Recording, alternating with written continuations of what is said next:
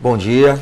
Bom dia, o Ponto Crítico de hoje começa com um assunto que preocupa todo mundo, dengue. O ministro da Saúde, Alexandre Padilha, esteve em Manaus no fim de semana e anunciou a liberação de recursos para o estado. São 3 milhões de reais. Essa é a ajuda que o Amazonas vai receber do governo federal para combater o Aedes aegypti. Só que essa notícia não agradou. Alexandre Padilha se reuniu com o governador Omar Aziz, prefeitos e secretários de saúde. O ministro destacou a preocupação do governo federal com a epidemia de dengue no Amazonas e disse que é preciso tratar as vítimas logo que os sintomas apareçam, mesmo que a doença ainda não tenha sido confirmada.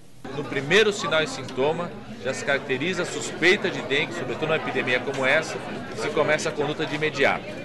Não precisa esperar nenhum exame para identificar e confirmar que seja dengue.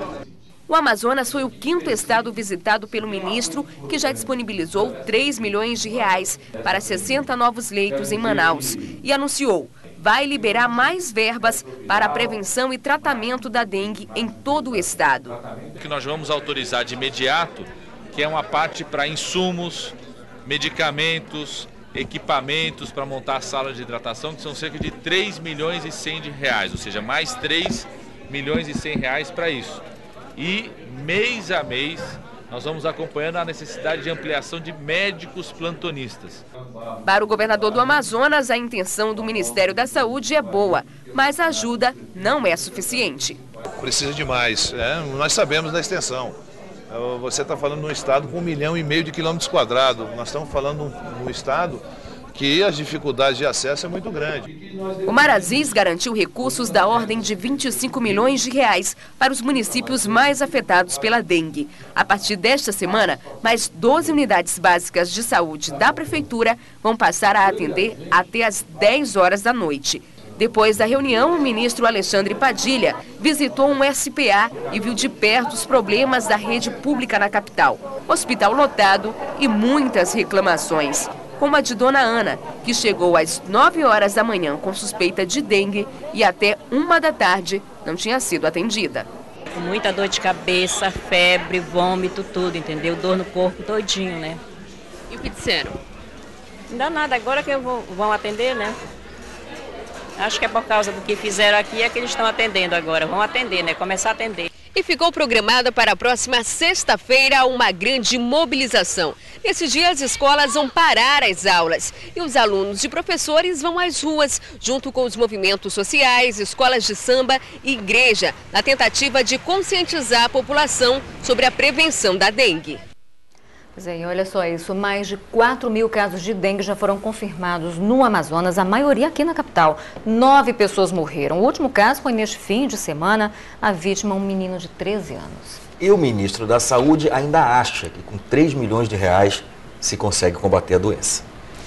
Acidente no bairro Nova Vitória, zona norte de Manaus. O motorista perdeu o controle de um caminhão da Petrobras carregado de combustível e invadiu uma casa na travessa Manaus com a rua Curitiba. 3 crianças de 8, 10 e 12 anos e a Zenisa Nascimento de 34 ficaram feridas. Elas foram encaminhadas para o Hospital Pronto Socorro João Lúcio, na Zona Leste. Segundo o Corpo de Bombeiros, há risco de explosão. A reportagem completa sobre esse acidente você confere no Alô Amazonas. Crime ambiental. Mais de 1 tonelada de pescado foi apreendida em 2 feiras livres de Manacapuru durante a Operação Acupiara. As espécies, 7 ao todo, estão no período de defeso, que é aquela época de reprodução, quando a pesca é proibida. O homem foi preso.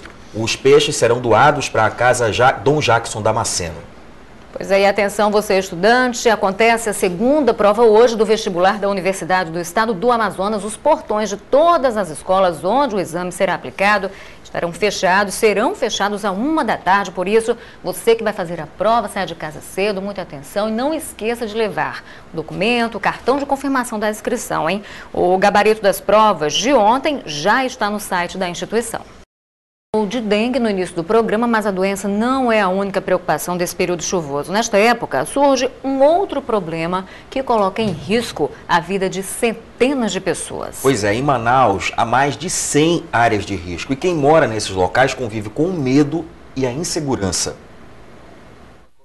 Casas à beira de um abismo, outras alagadas, Famílias que ficam ilhadas no período das chuvas. Essa é a difícil realidade de quem vive nas áreas de risco de Manaus. Sem condições de morar aqui, porque toda vez que chove a minha casa alaga. E eu tenho que sair com a minha filha debaixo de chuva, tenho que botar minhas coisas na casa do vizinho, tenho que sair pedindo socorro de todo mundo aqui, não tem condições. Aqui no Grande Vitória, zona leste de Manaus, mais de 1000 famílias vivem assim. E com a intensidade das chuvas, o medo só aumenta. Difícil viver tranquilo nessa situação. A gente fica todo tempo meio ressaltado, né? Porque o povo aqui, todo mundo aqui de madrugada, aconteceu uma coisa que nem no Rio de Janeiro aconteceu esses tempos, né?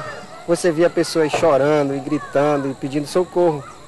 Na Baixada do Abraão, no bairro Nova Vitória, o desafio é o deslocamento. Cerca de 300 pessoas vivem em uma área que foi invadida há 10 anos. Hoje, elas precisam fazer malabarismos para chegar em casa. Peguei uma queda que passei 4 meses no João Lúcio, passei um latão me vendo. Estou, graças a Deus, estar conversando aqui com vocês, porque eu não esperava. Todo tempo de chuva é ruim para a gente, dá para a gente cair escorregando. Quem tem a criança, cai com a criança, todo tempo é assim. E os problemas só aumentam. Quando alguém adoece por aqui, como é que faz para tirar? Aí é que é ruim. Tem que ser carregado. Se reúne aqui a família e vai levar lá em cima, onde passa a condução. E essa área aqui é uma área que você vê que não tem condições de a gente estar morando aqui, não porque a gente precisa morar aqui nesse lugar. Para tentar evitar uma tragédia, ainda no ano passado, o Ministério Público pediu providências e o juiz Adalberto Carim deu um prazo de 60 dias para o município retirar os moradores das áreas mais críticas. A prefeitura recorreu, alegou que o tempo era muito curto. A justiça acatou, mas 6 meses depois, o problema continua. O mais emergencial foi dar força à decisão, instando o município à retirada das pessoas que estão alojadas nessas áreas. O juiz diz que a responsabilidade pela retirada dessas famílias das áreas de risco é da prefeitura, mas nada impede que o problema seja resolvido em conjunto. Eu entendo que todos os órgãos públicos deveriam se empenhar, deveriam se irmanar para resolver essa situação que tem um lado bastante complexo.